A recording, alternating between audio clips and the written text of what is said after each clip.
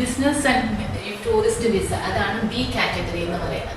അതിനകത്ത് B1 എന്ന് പറയുന്നത് ബിസിനസ് വിസ, ബിസിനസ് പർപ്പസിന് പോകുന്നതും B2 എന്ന് പറയുന്നത് ടൂറിസ്റ്റ് പർപ്പസും മെഡിക്കൽ പർപ്പസിനും പോകുന്നതുമാണ്.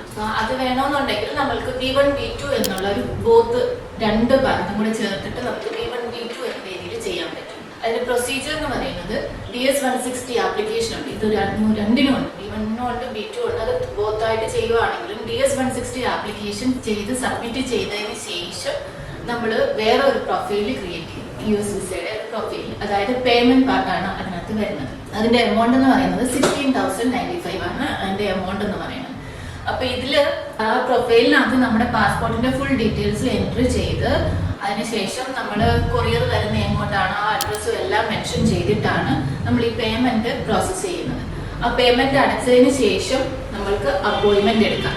ആ അപ്പോയിന്റ്മെന്റ് എടുക്കുന്നത് ഇപ്പം കറന്റ് കാണിക്കുന്നത് B1 B2ന്റെ അപ്പോയിന്റ്മെന്റ് എന്ന് പറയുന്നത് നെക്സ്റ്റ് ഇയർ ഓഗസ്റ്റ് അല്ലെങ്കിൽ സെപ്റ്റംബറിലേക്കാണ് കാണിക്കുന്നത്. 2026 ഓഗസ്റ്റ് അല്ലെങ്കിൽ സെപ്റ്റംബർ. ഈ 16,095 എന്നുള്ള പേയ്മെന്റിനകത്ത് 2 പ്രാവശ്യം നമ്മൾക്ക് അപ്പോയിന്റ്മെന്റ് എടുക്കാം. ഒരു പ്രാവശ്യം ആദ്യത്തെ പ്രാവശ്യം അപ്പോയിന്റ്മെന്റ് എടുത്ത് അതിന് ശേഷം നമുക്ക് റീഷെഡ്യൂൾ ചെയ്യുകയാണെങ്കിൽ ഒരു പ്രാവശ്യം കൂടെ ചെയ്യാൻ പറ്റും. ഇതാണ് B1 B2ന്റെ ഫോർമാലിറ്റി എന്ന് പറയുന്നത്.